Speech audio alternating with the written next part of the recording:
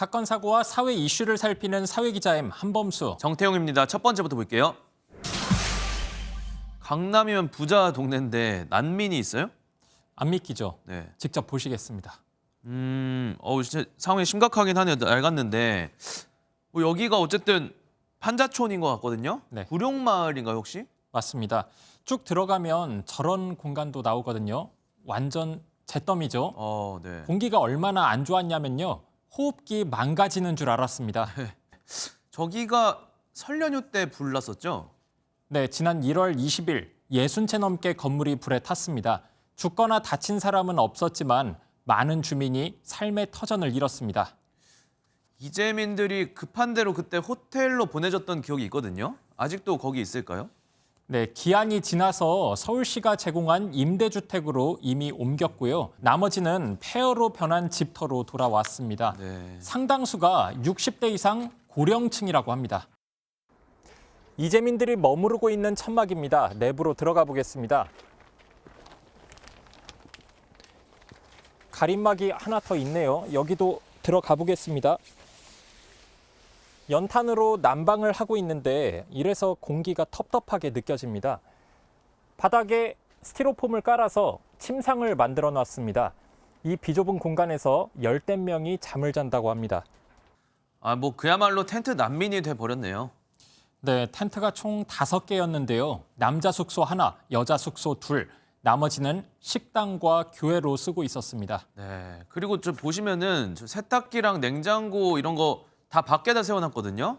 저는 일단 불편한 거 둘째치고 불이 또 날 수 있지 않을까 하는 생각도 들어요. 그렇죠. 그리고 연탄으로 가려놓은 저곳은 화장실이라고 합니다. 불편하겠죠? 예. 근데 신경을 못하니까 수건 빨아서 그냥 대충 닦고 화장실도 가려면 먼 데로 가니까 저기다 통 하나 놓고.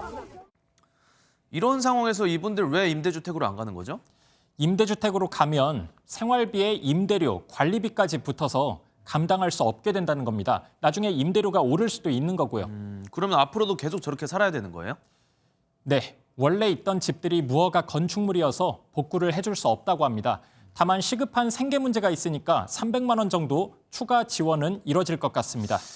정말 화재 이후 한 달이 넘었지만 구룡마을 현장은 여전히 아수라장이네요. 더 맞습니다. 빨리 대책이 나오길 바라보겠습니다. 네, 다음 내용 넘어가겠습니다. 오토바이 꼼짝마, 무슨 추격전이라도 있었나요? 네, 맞습니다. 영상 한번 보여드릴게요. 지난달 경남 진해의 한 도로에서 번호판도 없고 헬멧도 없이 운전하는 오토바이 차량을 경찰이 발견한 건데요. 정지 명령에도 응하지 않으며 추격전이 시작됩니다. 이제 경찰차가 따라가는 걸 딱 인지하자마자 바로 도망가더라고요. 부산 쪽으로 계속 도망가더라고요. 인접 경찰서에 공조 요청을 했어요. 왜 저러나 싶습니다. 신호 위반도 하고 사고 날 뻔한 장면도 보이거든요. 그렇죠. 약 10km를 추격 중이던 상황에서 갑자기 레미콘 한 대가 등장합니다. 오토바이의 앞길을 막아버리는데요. 앞 신호등에 빨간불인 상태여서 크게 위험한 상황은 아니었고요. 결국 운전자는 그대로 붙잡힙니다. 네, 레미콘 기사님이 판단 잘하신 것 같습니다. 사실상 본인이 검거를 하신 거나 다름없네요. 그렇죠. 게다가 이 현장에서 인사만 하고는 쿨하게 사라지셨다고 합니다. 오토바이 운전자들도 당황했었어요. 당황해가지고 미처 도망 못 가고 엄청 고마웠죠. 저도 내리자마자 인사드렸고. 결국 이 운전기사님 경찰로부터 감사장 전달받았다고 합니다. 네, 추격 상황이 한없이 이어졌다면 어떤 사고가 났을지 모르는데 다행입니다.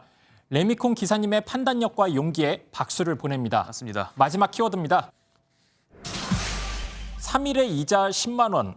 얼마를 빌렸길래 10만 원이나 주죠? 중고거래 사이트에 올라온 글인데요. 이 42만 원을 빌리고 3일 뒤 이자를 10만 원 쳐서 돌려주겠다. 이렇게 대출을 요구한 거죠. 많이 급했나 봐요. 네. 42만 원에 10만 원이라. 그렇죠. 보증금이 모자란다고 옆에다가 함께 써놨었고요. 3일 뒤에 자신의 월급이 들어오니까 걱정하지 말라는 내용도 있었습니다. 네, 금액이 1,000만 원 빌리고 이자 10만 원도 많은 것 같은데 42만 원에 10만 원이면 금리가 어느 정도 되는 거죠? 자, 정확한 계산을 위해서 은행에 한번 문의해 봤습니다. 연이율로 따졌을 때 약 2,900%더라고요. 상상도 못할 금리네요. 네, 중고거래 사이트에서 이런 식으로 금전 거래를 해도 되는 건가요? 일단 현재 법정에서 인정한 최고 금리가 20%인데요. 전문가들은 금액이 낮아도 처벌이 가능하다고 지적합니다. 법정 최고금리를 초과해서 이자자연법 위반으로 처벌이 가능하고 다만 금액이 크지 않아 벌금형 정도 예상됩니다. 사채업자라고 해도 저 정도 이자는 요구하지 않을 겁니다. 급전이 필요하다고 해서 임의로 이자를 붙여서 금전거래하면 안 되겠습니다. 오늘은 여기까지 하겠습니다. 사회기자 M이었습니다.